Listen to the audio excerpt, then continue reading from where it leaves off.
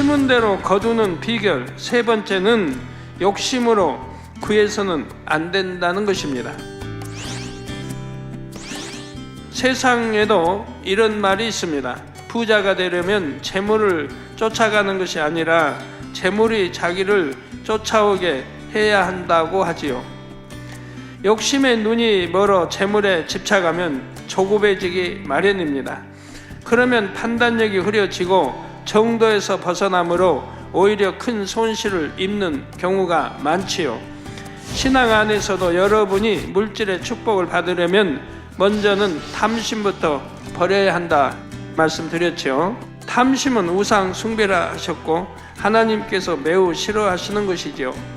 마태복음 6장 24절에 보면 한 사람이 두 주인을 섬기지 못할 것이니 혹 이를 미워하며 저를 사랑하거나 혹 이를 중히 여기며 저를 경히 여김이라. 너희가 하나님과 재물을 겸하여 섬기지 못하느니라 하셨습니다.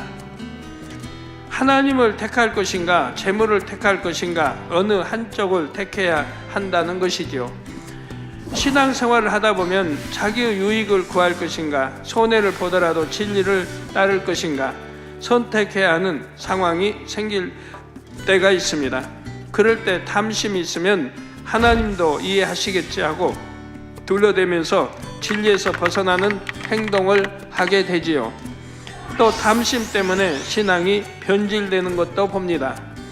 가령 수입이 적을 때는 11조를 잘 했는데 수입이 커지니 늘어나는 11조가 아까워지고 드리지 않는 일도 생기죠. 그러면 이전에는 열심히 신앙생활을 하는 것을 보시고 하나님께서 축복을 주셨다가도 이제 그 축복을 거두실 수밖에 없는 것이지요. 우리가 물질의 축복을 구하는 이유는 자신이 더 많이 누리기 위해서가 아닙니다. 디모데전서 6장 7절에서 8절에 우리가 세상에 아무것도 가지고 온 것이 없음에 또한 아무것도 가지고 가지 못하리니 우리가 먹을 것과 입을 것이 있은즉 족한 줄로 알 것이니라 했습니다.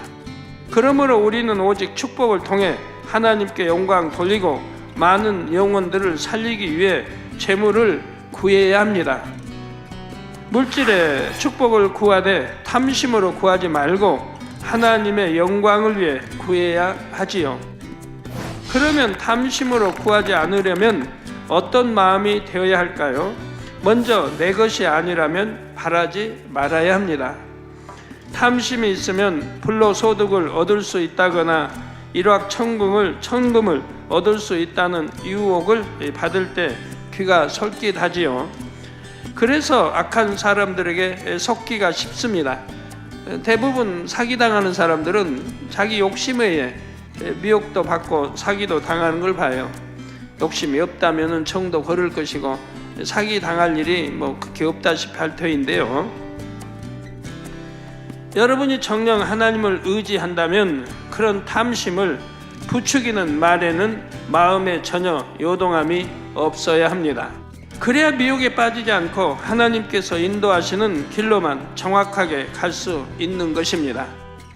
탐심이 없다면 목표를 정하여 하나님께 구할 때도 조급하지 않고 공의에 맞게 성령의 주관을 받아 구합니다. 어떤 사람은 지금 11조가 10만 원인데 저에게 와서 기도받을 때 11조 100만 원 드리게 기도해 주세요 합니다. 물론 앞으로 큰 축복을 받아 100만 원 이상을 드리겠다는 믿음은 좋지만 당장 그렇게 받을 수는 없지요. 20만 원, 30만 원, 50만 원 그렇게 단계를 밟아 올라가야 하는 것입니다. 욕심으로 10만 원에서 단번에 100만 원 이렇게 하는 게 아니고 점차 올려가야죠. 축복도 이렇게 점차 받아가야 하는 거고 단계를 무시하고 자기 생각과 조급함으로 하나님께 독촉하듯 구하는 것은 믿음이 아닙니다. 또 어떤 경우는 사업이 좀 잘 된다고 해서 조건을 잘 점검해 보지도 않고 경솔하게 빛을 내어 사업터를 확장합니다. 혹은 한 가지 일을 하다가 저것이 잘 된다면 저것에 손대고 또 다른 것이 전망이 있다면 그것도 하고 이렇게 무작정 넓혀 가기도 하지요. 그러나 하나님께 드릴 마음이라고 마음이라고 해도 이렇게 무조건 일을 벌리는 것 자체가 엄밀하게 보면 욕심이라 할 수 있습니다. 내가 앞서서 하려는 것이 아니라 하나님께서 나에게 주시는 것이 무엇인지 분별할 수 있어야 하지요.